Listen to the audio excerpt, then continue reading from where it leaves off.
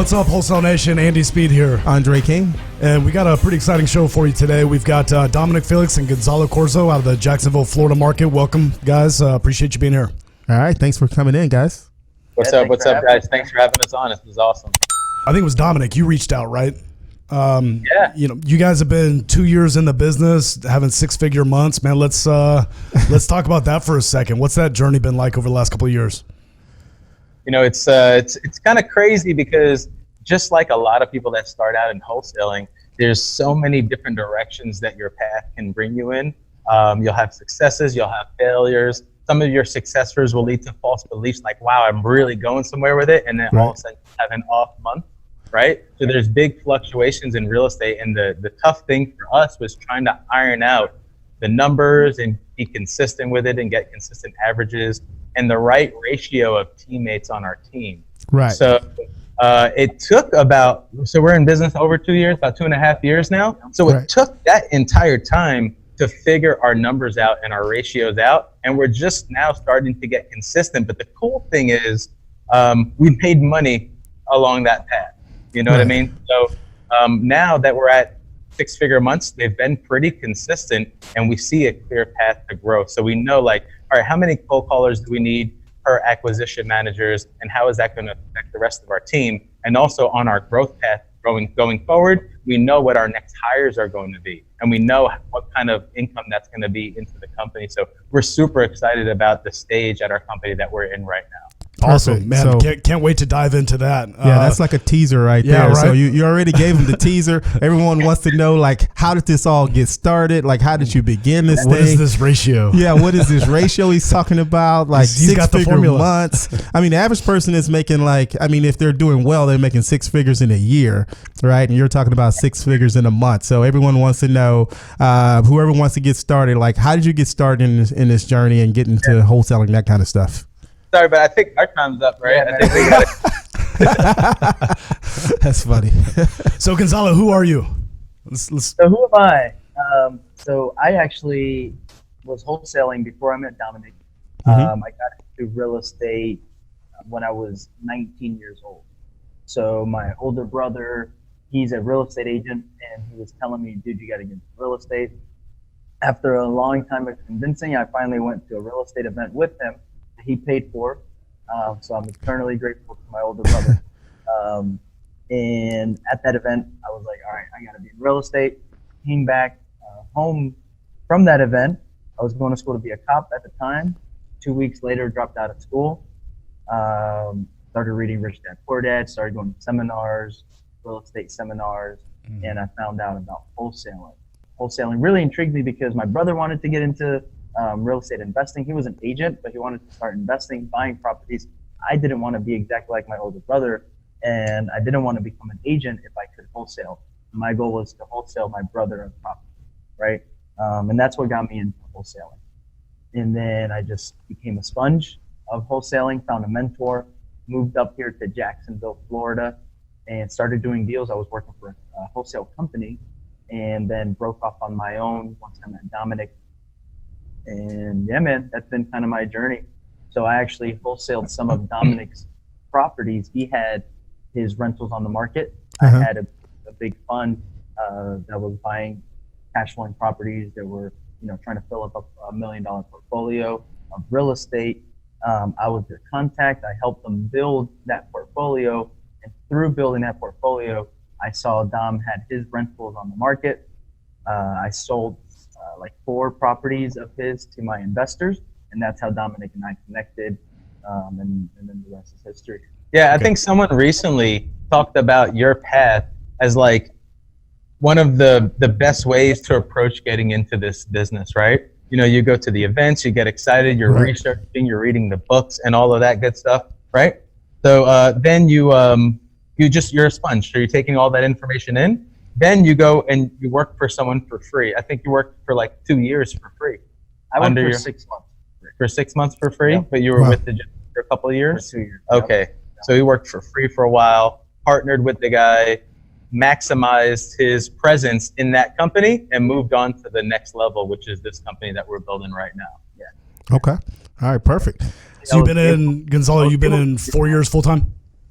4 years full time. Yeah. Okay. Okay. Like I was able to do that because of my age, so I took advantage of that. Right. So you had a little backing to be able to help you at that point. So you say, you know what, I'm gonna go full time. Is what you did. And yeah, the backing was being 19, so like $100 a month. Right. Yeah. So Yeah. no family, and you didn't have 5 kids to take care of, right? So you had a little bit of advantage. But you had that, right? I'm the 5-kid guy. I got 3. Oh, wow. Okay.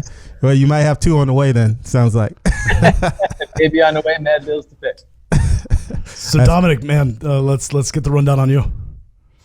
Yeah, so I like to just refer to myself, and it's an exaggeration, but I am basically a grass cutting call center rep, right? Okay. And what I mean by that is I worked in a call center for years. I did collections for years, did really well at it. Then I moved on to sales, did really well, and I hit a ceiling with sales in a call center. Is basically retention sales. So someone calls you to cancel out their service, and then not only do you have to turn them around and retain them as a customer, but you have to sell them something on top of it. It was really, really difficult.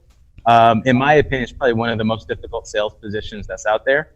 And it wasn't high-end sales, like $1 million sales. I was making like $60,000 to $70,000 a year. Mm-hmm. But I reached my ceiling in that company. I couldn't go past that. And the funny thing was, if I was going to try to take a different path, like get into management and then upper management, things like that, I was going to take a significant pay cut. So I would have went from like 70 grand down to 40 grand at a management level. And then I had to rebuild my career up on that side of it. And I really didn't want to do that. So I quit my job and I started cutting grass for a living.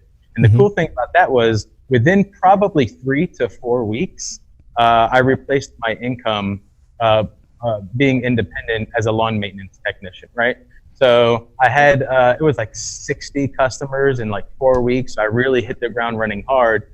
Then what happened was I started fighting for these mortgage field service contracts. And these are basically contracts to do on bank-owned property, because it was going to pay me back 4 times what I would get from a residential customer. So, I was very, very persistent. They kept turning me down. It was like 12, 13, or 14 tries, and I finally landed one of those contracts. Then I landed a second, and then a third. And then within a couple of years, I had probably 11 contracts with 11 national companies. And you fast forward to my 4th and 5th year in business, I was cranking out $5 million a year. We were in 8 states, and I grew a really successful mortgage field services company. But what the bank-owned work was work on foreclosed homes for banks. So we did really well in a poor economy, but once the economy started recovering, like how well we're doing now, the inventory and foreclosures went way down, and I wasn't ready for that. So, I did whatever I can to try to continue to grow it. And it's not that it was shrinking, it's just I kind of hit a plateau there. Right. And I'm the type of guy that if I just can't be a part of a company that I can continue to grow, I just don't want to be a part of it. I've got to pivot and I've got to do something else. So through selling some of my rental properties, like Gonzalo said, I met Gonzalo and we started the wholesale company. And the cool thing about the pivot and our connection is I didn't really put any money into this wholesale company. We basically started it from scratch with $350 each from our first direct mail campaign and just reinvested the rest. Right. So there was no additional money. Like a lot of people know that Gonzalo's young and they know that I'm around 40 years old and they know that I had a successful business. They're just saying, oh, he just plugged a shitload of money into this new wholesale company and that's why they're doing so well. And it didn't happen like that at all. Right. And then one last thing I want to add to that last piece was when we did our first campaign, the idea was to bring $350 each toward our first direct mail campaign, right? And when we came to the table with the money, G was $50 short, right? So we did our first direct mail campaign. We land our first deal. It was $2,000 profit. And our second deal from that campaign, it was $13,000 profit, which we were stoked about. And that's what kind of made it real for me to kind of put all of my time and energy into this new business. But G never paid me my $50 back, even till today. We're having an amazing month. We're doing well. He needs to pay up. What's the interest on that? Money, man. This is what I come back to. That's what I'm talking about. Interest. I got it. What is the interest on Plus that? Plus points. That $50 is valued at probably about $40,000 now. Yeah, man. Right. Yeah. So the other thing is, so we're partners also. You guys found each other while y'all were doing business together. But how did y'all decide that, okay, he was, Gonzalo was going to be a good partner, right? How did you guys decide you were going to be able to work well together? I'm going to keep this super simple, and I'm just going to go with the gut feeling, man. Mm-hmm. Gonzalo's a bright young dude. I feel like he's a unicorn. I feel like he feels like I'm a unicorn. Mm-hmm. Just the first handful of meetings we had, we kind of knew there was something there, and I'm not trying to get on that level, right? But we had several meetings, several lunch meetings, only by default because he was moving a lot of my properties to his investors. And just by being a wholesale investor at heart, when I learned about the wholesale industry, I just had a very strong passion for it. I felt like it was the number one single best way to get real estate at the best prices. So I was just, I was super stoked about it. Gonzalo had the in on that industry, and then we proposed to be business partners. And it was just, it was kind of an immediate yes on both sides.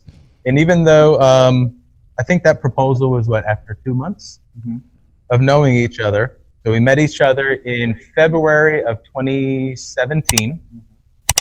2 months later, we talked about going into business together. And then I think we started the company, was it May or June? June of 2017. And then the rest is history until now. Right.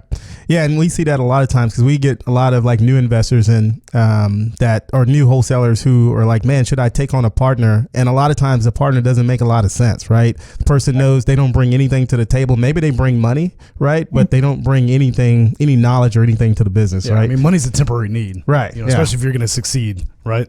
So you don't want to partner just based on that. But I mean, it sounds like you guys were a great fit from the start, and you knew that a couple of months in. Right. You definitely both have that relentless pursuit.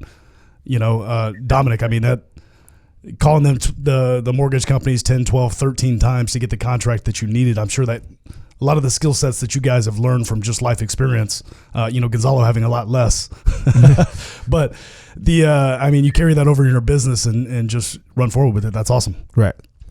Yeah, definitely. I mean, if I can just add one thing, one thing that eye-opening for me was I always wanted to partner up with somebody who had a legitimate business. There's a lot of people who get into real estate, get into wholesaling, want to flip houses, whatever, because they want to work from a laptop on a beach. They want to work an hour a day forever, and that's cool and all.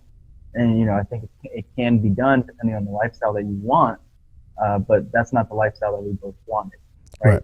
So seeing Dom and the way that he ran his last business and what he grew it to be, I knew that he was the right person to grow a wholesale business to that level and more, rather than somebody who wants to make 6 figures a year working from a laptop. Don't get me wrong, that's awesome. But our goals are not that. You know what I mean? We want to make millions of dollars in a year. And so in order to get that, you're going to have to put in the work. You're going to have to be in the office every day.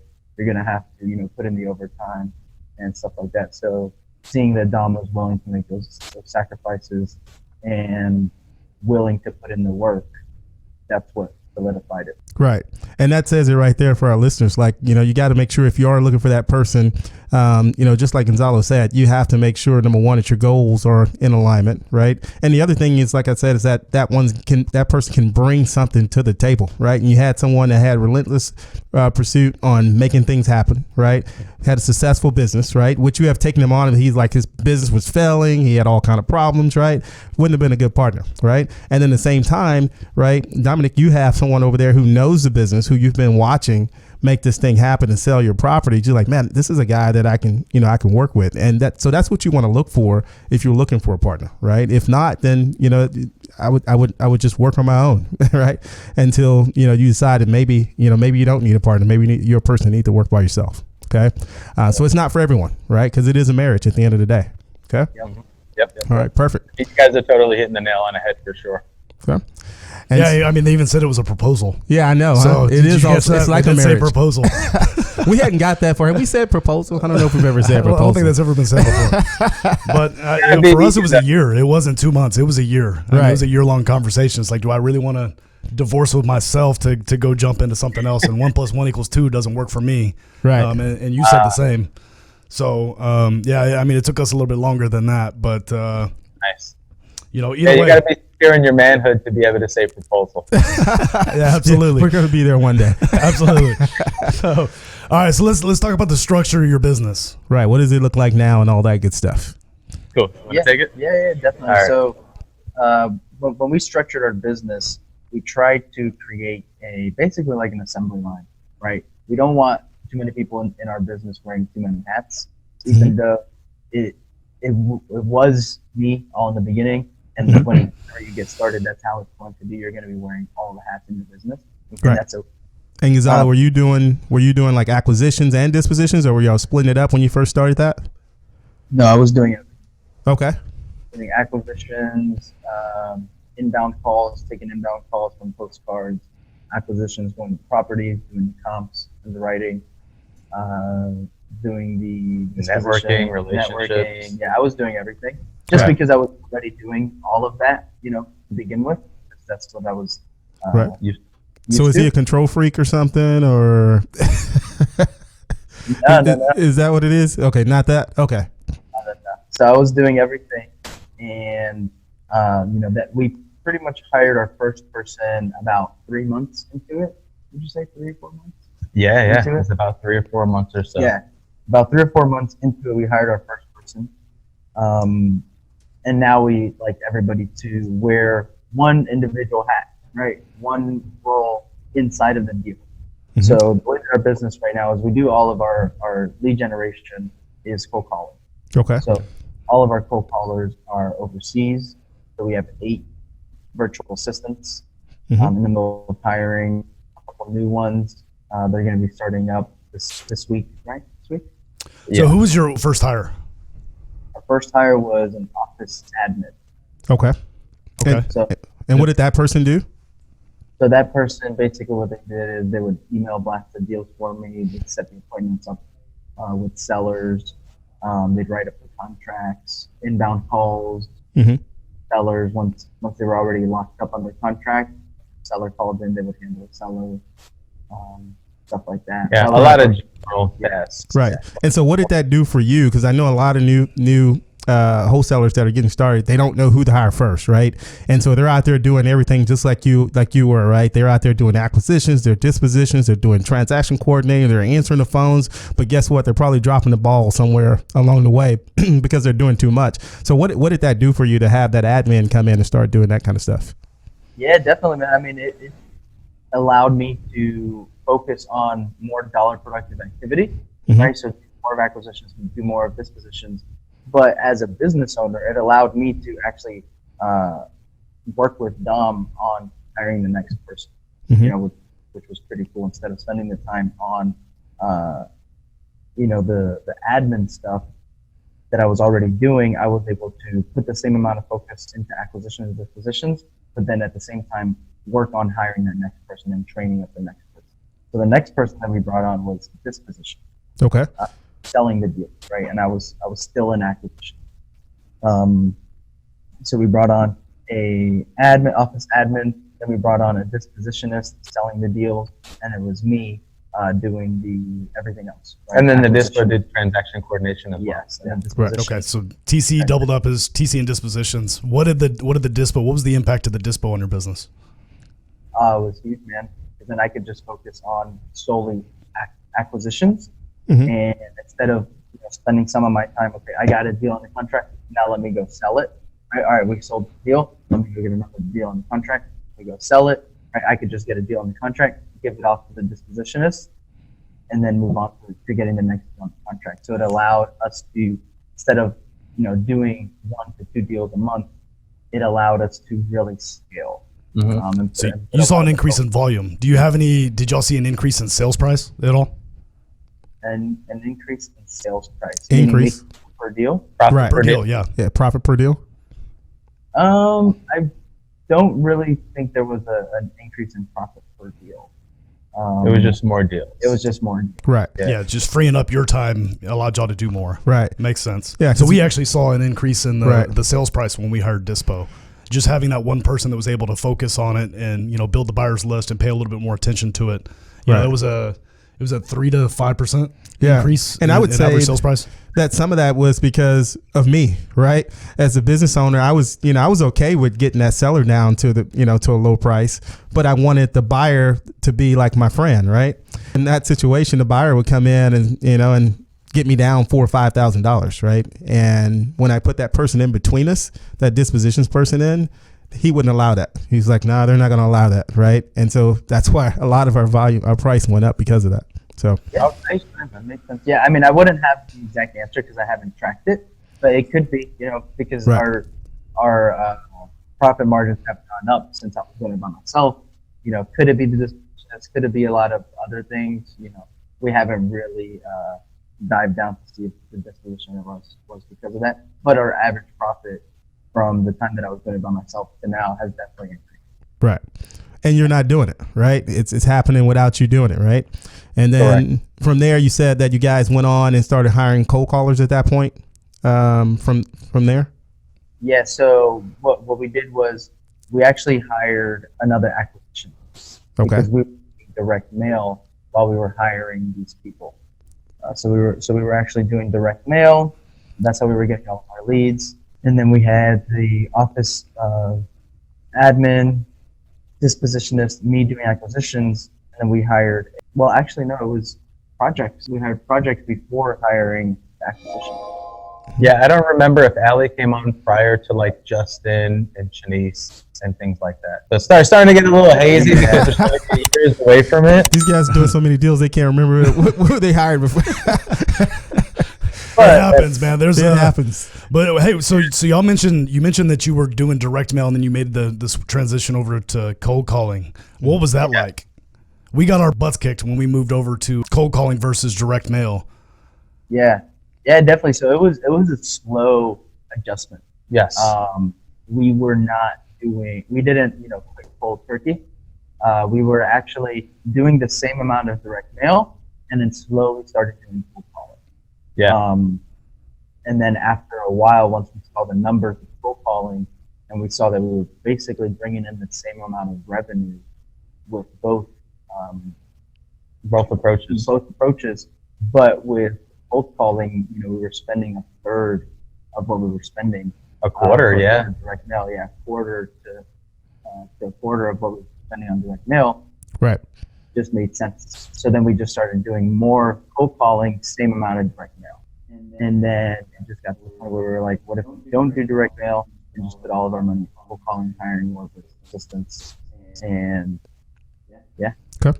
Yeah, and I could totally relate to what you guys were saying about you jump into cold calling, it can kick your butt because there's a lot of leads in there that say that they want to hear an offer or that they say that they would consider selling and that are not motivated. So you definitely have to develop a disqualification method throughout cold calling. You're going to get flooded with leads, a lot of tire kickers, a lot of time wasters. So you got to figure out who really will sell for the right price and who won't. And that took a long time. Right. That took a long time because we were talking to everyone in the beginning, and we won't talk to everyone now. Right. It's got to be the. Yeah, we learned that lesson and we took it one step further. At first when we were doing direct mail, it was if they have equity, we're going. They want to sell, they have equity, we're going. We switched over to cold calling, and Houston is a hour and a half trip across the city if you need to. So we've got. It just became, overwhelming for our acquisitions. And then they had, a whole bunch of leads that, probably should have been disqualified out, but they're still trying to work them as if they're, valid leads. So yeah, we definitely got hurt there. I think we had a moving bottleneck for the first 6 months or so between systems, the cold callers themselves, and we moved CRMs, things like that, cold call centers. We were in the Philippines initially, then we moved to in-house, and now we're in Guadalajara. So there's been that curve. But yeah, definitely it was a transition from direct mail. Right. Oh man, exactly our transition. Yeah. We were in the Philippines. We didn't like it. Mm-hmm. That had in-house cold callers. So let's talk about that because there's a lot of people that still, the first thing that they do is they go get cold callers in the Philippines. So what did you guys notice between when you had cold callers in the Philippines, which were very great people, right? And you moved them. And where are they at now? Now they're all over Central America. And South America. Okay, perfect. So what did you notice between the two, I guess, cultures, I guess? So to be straight up, you want to think this Yeah, I mean, the biggest thing to me that I instantly think of is their accent and the culture barrier that we had, the issue that we had with the Philippines. When we went to Central and South America, the English was way better, and they understood our culture. They understood the difference between football and soccer, football. Just little things like that just mean an immense amount. Like when you're talking with someone over the phone, you can lose them in a second if they feel like it's someone that doesn't understand them, or if they feel like it's a cheesy sales call, or if it's like an agent, a cold calling agent from AT&T or someone trying to call and sell them something. They're just going to hang up in a second. And once we went to people that sound more like real people, sound like more like you and I, right. They're just way more receptive to hearing them out. 100%. So that was the exact thing with us as well. Go ahead. Yeah. And then one other thing is, like, they're in our same time zone for the most part. They're either 1 or 2 hours different than us. So they're working a regular work day. They can be up during the day, work during the day, go to sleep at night like a normal human being, and not work overnight. And there are issues with that as well. You know, you're not getting people's best performance. Oh, that's huge. That's absolutely huge. We noticed that. We had some people sleep in, et cetera. Yeah. I mean, for me, I was tired of the roosters. And when we were in the Philippines, everybody had a rooster. It seemed. I don't know what that was about, but yeah, we use call tools, and I don't know, what system do you guys use for? Love call tools. Call tools, yeah. So you can listen live, and you're hearing roosters in the background. You know what time it is, but there were sometimes, like Andy said, where I felt like they were asleep, and they had like some kind of little machine that was like hitting the button for them or something, but they weren't there.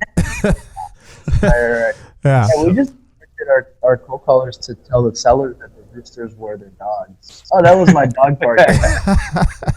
That's a weird dog. It's Pomeranian. Right, that's a weird dog. All right, so you got cold callers now, South America, Central America, right? For as marketing, what other types of marketing you guys do besides cold calling? I mean, that's like 95%. Anything else we're doing, we're testing. We're trying to incorporate something consistent, but it's really all cold calling. Right. And so I like what you guys have done, right? You guys did something that we didn't do, right? And you're cold calling right now, but I like what you said. When you went from direct mail to cold calling, you gradually shifted, right? You added in cold calling, and you shifted away from direct mail when it did not make sense, right?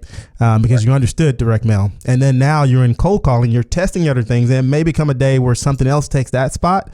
But until then, you're still sticking with the thing that's working, right? Until it makes sense financially and your KPIs tell you it's time to move, right? And so for those that are kind of skipping around, definitely listen to that. I think that was a key nugget on, if you missed it, rewind it, but there it was. Okay. All right. And so the leads are coming in. So how does that system work from the time the cold call happens, and what happens from there? Cool. So the cold callers are going to work, bring in leads. Once the lead comes in, it immediately goes to a position that we have called our underwriter, right? So the underwriter assesses the lead to determine if it's a qualified lead to go on to our acquisition manager. So they're going to run comps on it. They're going to look whether it has a mortgage or not on the property. Like if the mortgage is pulled just last year, and the ARP is $250,000, the mortgage is $245,000 that they just pulled last year. Very high percentage, 99.9%, that deal's not going to work for us. Right. So we're not going to take a chance, and we're not going to put it through to the acquisition manager. Just one step that we weed out amongst other things that they do to weed out the leads. And then the qualified leads, they'll push through to the acquisition managers. Okay.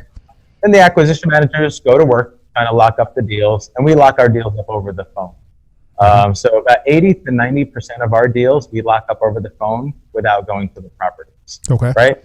So they're locking the deals up. Once the deals are locked up, then we'll have a field guy go out to the property to take marketing photos, assess the property, and to make sure that we weren't way off from our assessment prior to locking it up.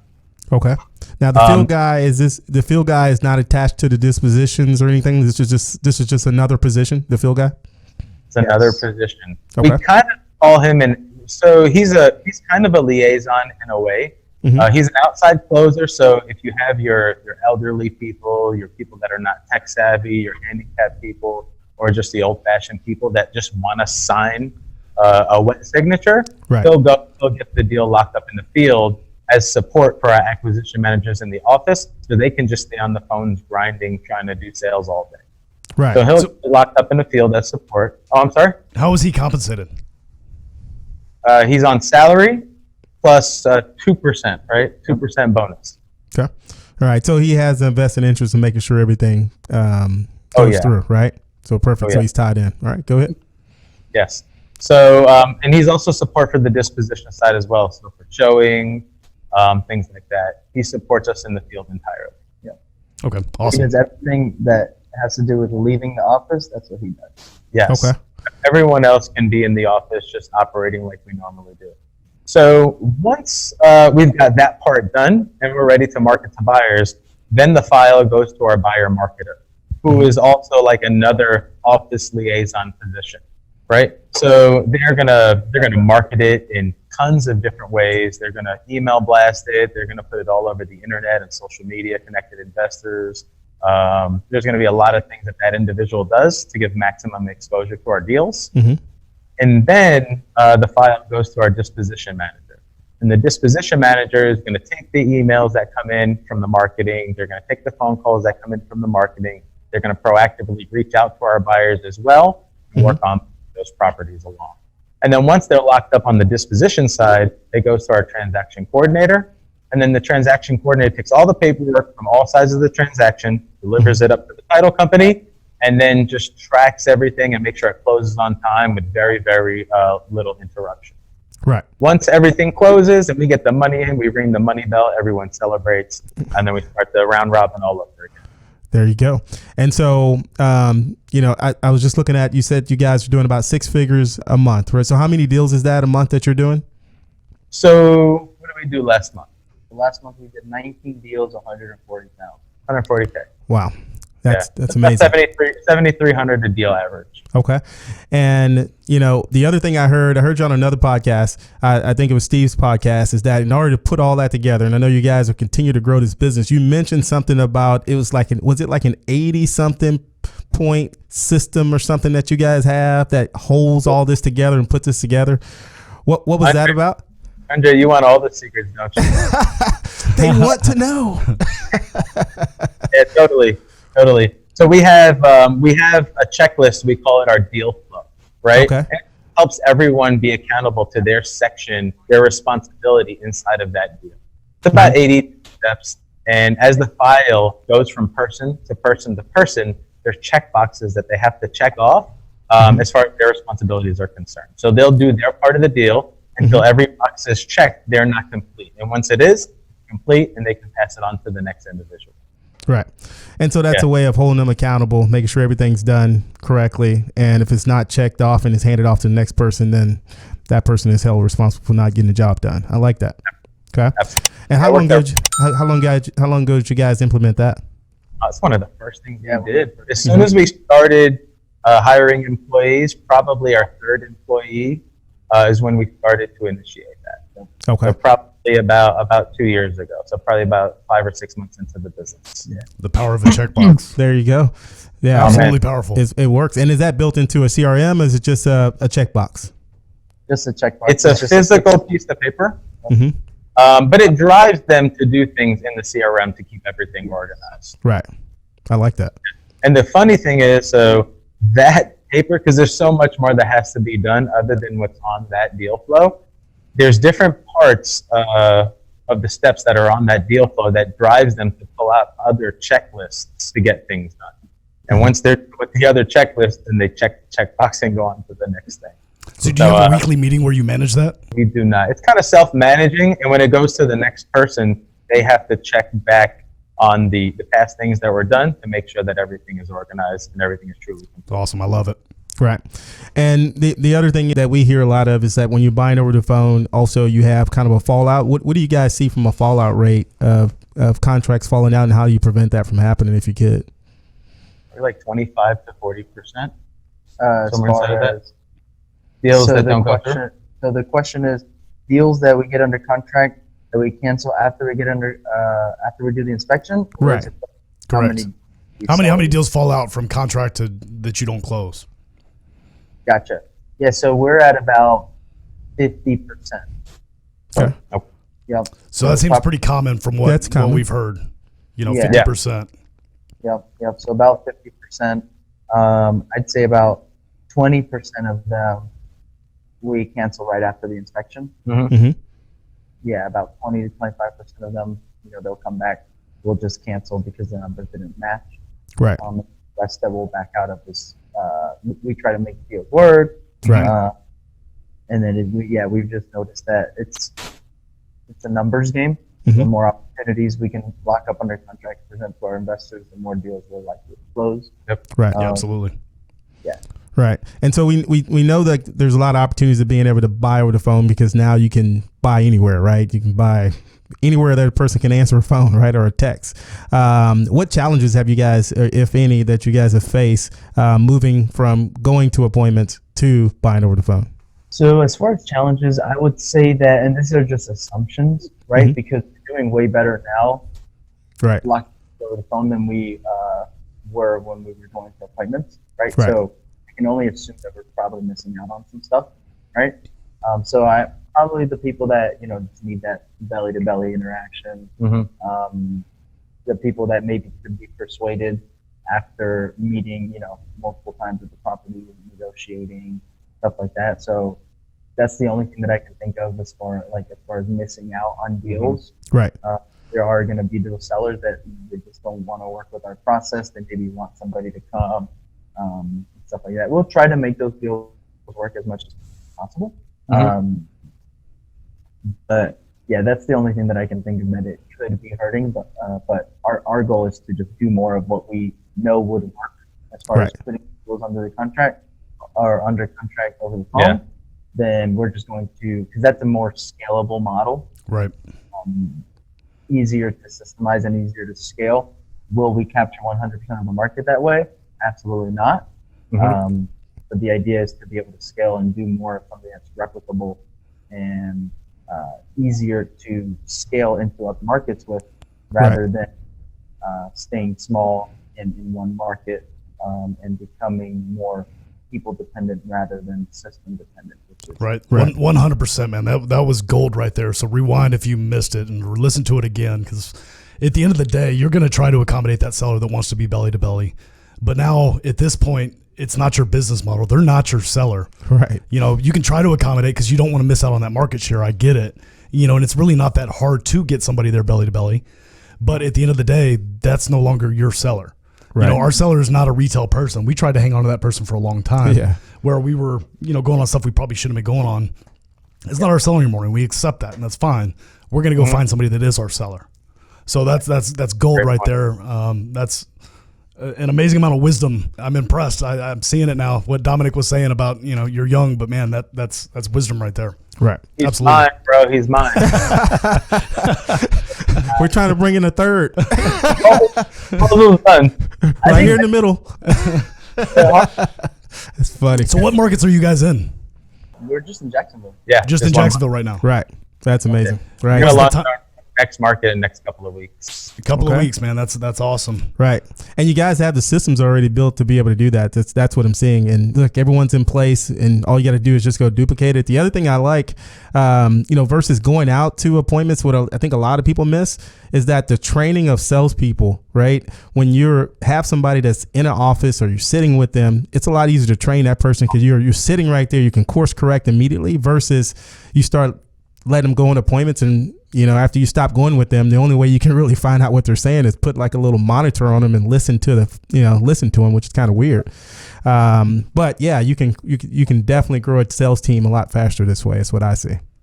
Yeah, Awesome, definitely, man. man. And you'll be able to, going back to it, you'll just be able to scale a lot quicker. Right. But that's the thing. The thing is, our path is the path to scale and to grow and to do millions of dollars in real estate, right? Right. That is not necessary for everybody. Right.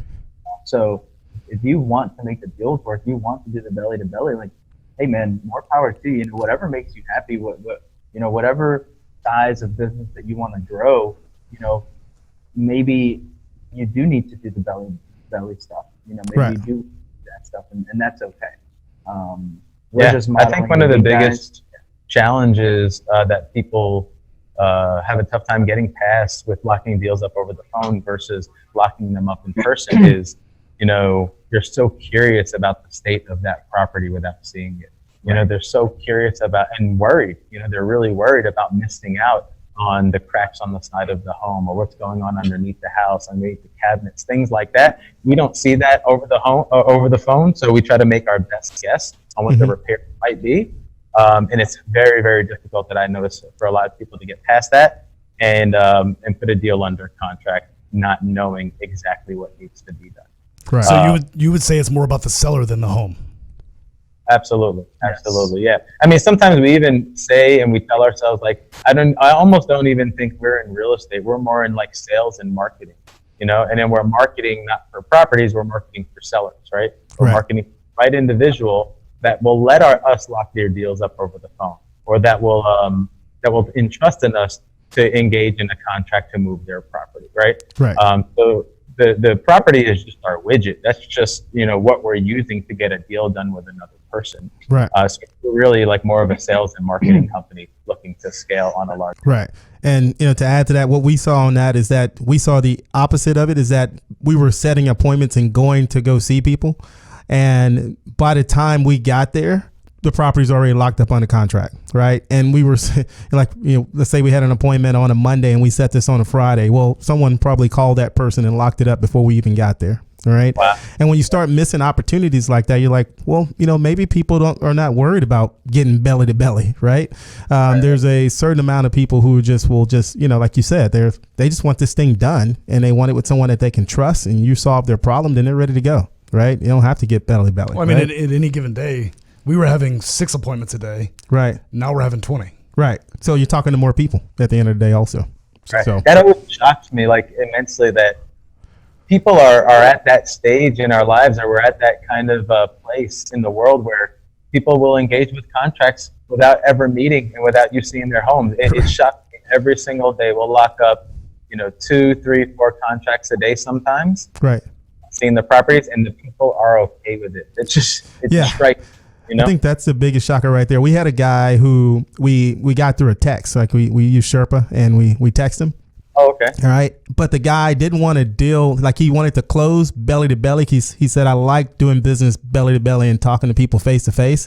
But I'm like, but you responded via text about selling your house, right? So it's crazy that how everything's changing, right? And so, like I said, as investors and as a marketing and sales team, you have to change with it.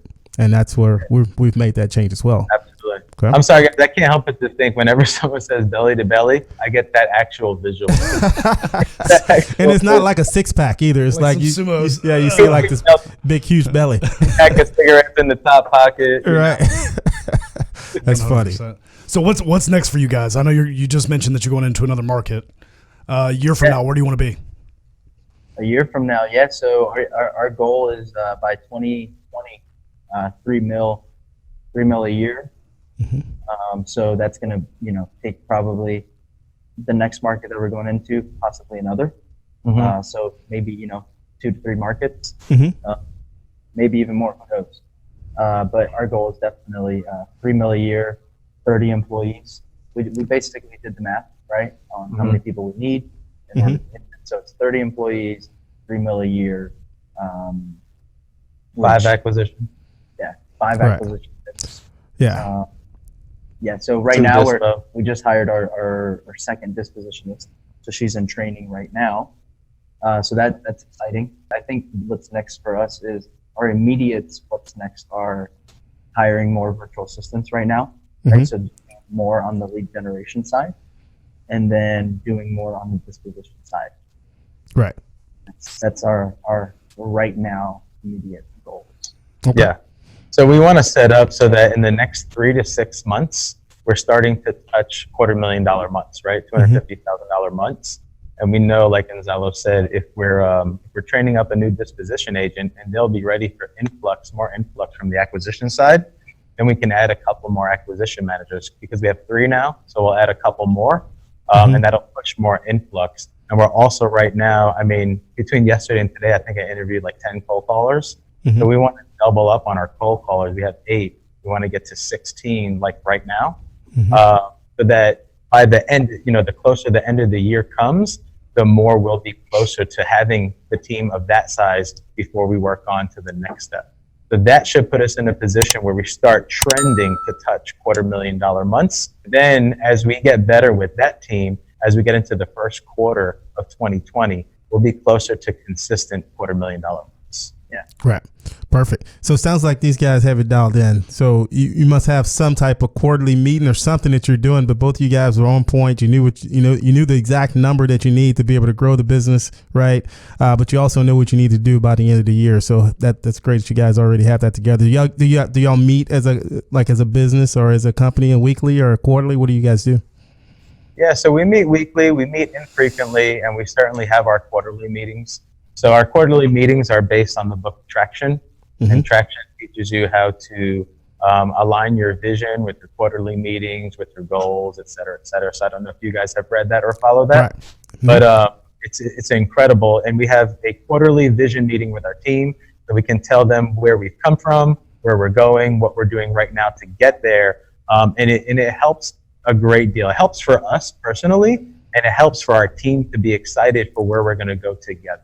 Right? And then we start talking about different benefits of growing with us in the company, whether you're in your individual position or whether you want to grow into a leadership role with us and things of that sort. Because, this thing can beat you up. Sales all day can beat you up. Cold calling all day can beat you up. The same thing coming and going through the same challenges could beat you up. So what's really going to keep them with us, keep them want to do it every single day going forward. And the quarterly meetings align that for us. Okay.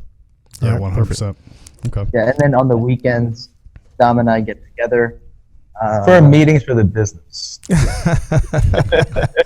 We get proposals, we get together. Right. That's how it works. So Saturday evenings and Sunday mornings we go to Starbucks at 6 a.m. and we talk. These are the things that we talk about. What's next? Where are we hiring next? How many employees do we need to get there? What's our next market? Stuff like that. So those are things that we talk about on the weekends, and we do it every week. Okay. So that's huge. It makes a big difference on setting our tone for the week and what we're going to get done that week. Yeah. So every Saturday, every Sunday from 6 a.m. until 8 a.m. at minimum. That's nice. That's communication right there. All right. And so as we wind down, what would you guys tell that new person who is just getting started off? You have to wind back and say, if I was just getting started today, this is what I would do differently. Yeah, Gonzalo, you're giving 19-year-old advice, and Dominick, you're giving 2 years ago advice. 26, we'll say. Right. Thank you for that. This is a deep question, man. So I think something that I would tell to a 19-year-old is a couple things, right? So I tell them to think big, right? Have big goals, big aspirations. Think long term. Don't think short term, right? And then I just tell them to take immediate action, right? Just get started right now. Whatever it is that you're doing, do more of it and do it right now. Right. So if you're trying to build a buyer's list and you're talking to 2 buyers a day, you need to be talking to 30 buyers a day, right? If you're talking to sellers and you're trying to get properties under contract and you're talking to 1 a day, you need to be talking to 30 a day, right? So just do more of it and just do it scared, right? Because everybody's scared, right? I'm scared every day, right? Really, but we just do it with fear. So we just do it anyway. So everybody's scared. Like that would be my biggest piece of advice: is just do it anyway. Right. You know what I mean, you're scared to make the call. You're scared to go to the appointment. You're scared to put the property under contract because you don't know if you're going to sell it or not. Just do it anyway. Learn along the way. No one's going to teach you the perfect formula. No one's going to teach you the perfect script. No one's going to, teach you exactly what to do. You're never going to know exactly what to do until you get started. And then just do a lot of it. Perfect. I think you just talked to the 40 and 50 and 60-year-old at the same time, right? I think that applies at all ages, right? I like what you said is that, what you said, don't be scared, right? Do it scared. Right, or do it scared. And the thing is, if you're not scared, you're not doing big things, right? You're doing things that you're comfortable, and that doesn't get you anywhere. And I like that you said that you're telling a 19-year-old to do that, and there's some 40 and 50-year-olds that don't even do that, right? So and then quit finding perfection too, because there is no perfection. That was a challenge for me because it's subjective. You know, I've got over 40 hours in my resume, you know, when I was in corporate, and it's just because I was trying to please everybody. And there is no perfect. It's subjective. So just do, right, and get better. All right. Dominick, you going to be able to follow that? No. I'm going to give my part. All right. Okay? Yeah, so, I mean, it's just basically an extension of what Gonzalo said, right? We have to take very big actions. It sounds cliche, but we have to take massive action. No matter what you're thinking that you have to do way more of it, because you want to put yourself in a position where you have no chance to fail. Right? You want to make one call, or I might get that under contract. Make 4 calls, I might get 1 out of the 4. No, you want to do 40, 400 in a half a day, so that you know for a fact somebody in there will sell their property to you. So yeah, no matter what anyone that's listening to this is thinking, and this goes for Gonzalo and myself, you need to take way more actions than you think you need to take to give yourself no possible chance of failure. So failure can't be an option if you do it that way. And also, and this is I'm probably paraphrasing Grant Cardone with this, but another way to give yourself no option to fail is to take actions way bigger, and also for sell at prices that are higher than you need to sell at. And that goes for on the acquisition side and the disposition side. Right. So on the acquisition side, you hear the term price anchoring a lot these days. Right. You need to not be afraid to price anchor so that you can get it in the range that you need to get the properties at. So just for a little bit further explanation, since we're on a podcast right now, if you need a property between 150 and 160,000, and that's the range you need to be in to get it under contract, you need to tell someone, oh, I need to be between 120 and 130,000 to really shock them. This way, when you allow them to negotiate you up to 150 or 160, they feel like they've won. And then it becomes a win-win for you and for the seller.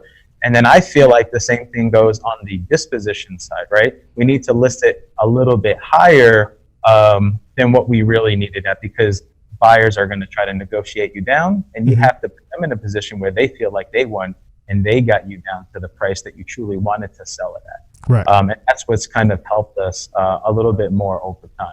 Right. So I'd love to touch on what you said right there at the beginning about the action, the daily action, right? So do more than you think. So I don't know who said it, but somebody said that people will have a tendency to overestimate what they can do in a year and underestimate what they can do in a day. Right. So it seems like you live by that principle of taking massive action and making the best or the most of today, to work towards your goals. And you guys are definitely have the cascading goals. It sounds like y'all roll back to the daily actions, which is phenomenal. And I believe that y'all will hit your target. I mean, it sounds like you have a rock solid plan, and excited to talk to you guys. Right. Look forward to seeing what you guys do in the future. Yeah. And so how do our listeners reach out to you guys? Or I know you guys also do a Facebook Live. And so tell us how do we reach out to you? Yeah, that's a good point. So we have a Facebook group. It's called the People's Wholesalers. People have called us the People's Wholesalers, so we've coined ourselves the People's Wholesalers.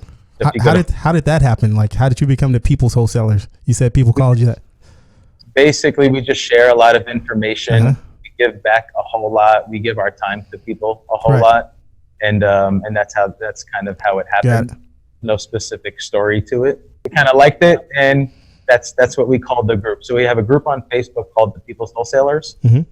Every Tuesday at 9 p.m. Eastern time, we go live for about an hour, and we chat about a category. It's wide open Q&A. So it's a really fun session. It's a really valuable session. So go to our group.